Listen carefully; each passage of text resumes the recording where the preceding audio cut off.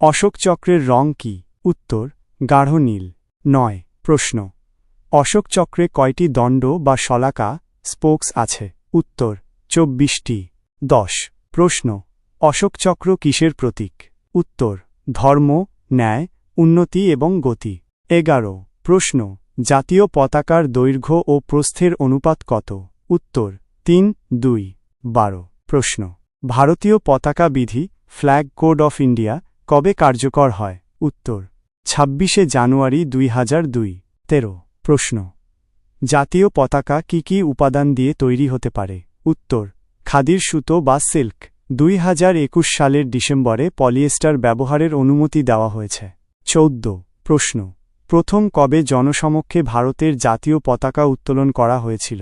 উত্তর 7 আগস্ট 1906 সালে কলকাতার পার্সি বাগান স্কোয়ারে। যদিও এটি বর্তমান জাতীয় পতাকার মতো ছিল না। বর্তমান ত্রিবর্ণ পতাকাটি 1947 সালের 15 আগস্ট প্রথম উত্তোলন করা হয়।